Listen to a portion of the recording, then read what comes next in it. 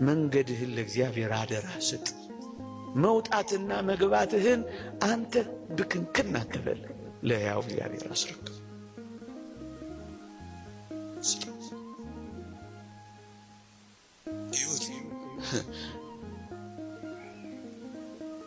እጅግ ብርቱ በሆነው ጠላት ቤት ፊት ሞገስ እንዴት እንደሰጠው ተመልከቱ። የጲጢፋራ ሚስት ፈታኙ እንኳን ሳይቀር ያለ ዮሴፍ እግሯን ማነቃነቅ የማትችል ሴት ሆነች። እንዴት ይደንቃል! አለቃውን የሚገዛ ሆነ። ለምን? እግዚአብሔር ከሱ ጋር ወጥቷል። እግዚአብሔር አብሮት ተሰዷል። አባ ጊዮርጊስ ዘጋስጫ እንዳለው ቅዱስ ዮሴፍ ሲታሰር እግዚአብሔር አብሮት ይታሰራል።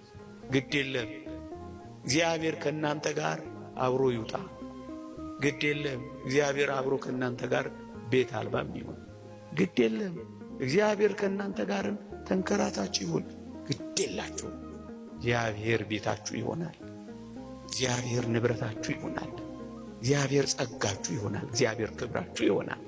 በሚመጣ በሚሄድ በሚሞቅ በሚቀዘቅዝ በሚሞላ በሚጎድል ነገር ደስታችሁን ካንጠለጠላችሁት፣ አዎ ሐዘን ይቀጠቅጣችኋል።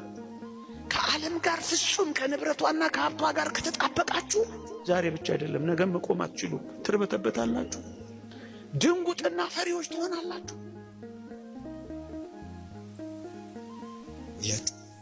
ስለተጣበቅንባት እኮ ነው የምንደነግጠው። ሁሉም ነገር ቋሚና የኛ ስለሚመስለን እኮ ነው የምንሸበረው። ይሄ ደግሞ ለዓለምና በዓለም ለሚኖሩ ሰዎች ይመቻቸዋል። ግንስ ብርቱዎች ከሆን ቀና ካል በምስጋና ከኖር እግዚአብሔር ሌላ ቀን እግዚአብሔር ሌላ ታሪክ ያመጣል። ከሞቀ ቤታቸው ከሰላ ንብረታቸው ወጥተው እግዚአብሔር ስለተከተላቸው እኮ ነው የሕጉ መጋቢ የሕዝቡ መሪ ለመሆን የመጣው። ሙሴ እኮ እንደዚህ ነው። ምን ቤት አለው?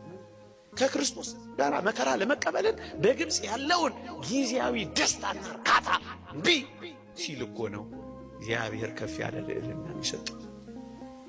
ምክንያቱም እግዚአብሔር አብሮት ወጥቷል። ምክንያቱም ከእግዚአብሔር ጋር አብሮ ተሰጥቷል። ምክንያቱም ከክርስቶስ ሕዝብ ጋር መከራ መቀበልን መርጧል። አያችሁ፣ ነገሩ እንደዚህ ነው። አብሮን ይወጣል፣ ይሄዳለሁ ብሎ ቃል ኪዳን ገብቷል። አብሮ እንዲሄድ ፍቀዱለት፣ አብሮ እንዲጓዝ ፍቀዱለት።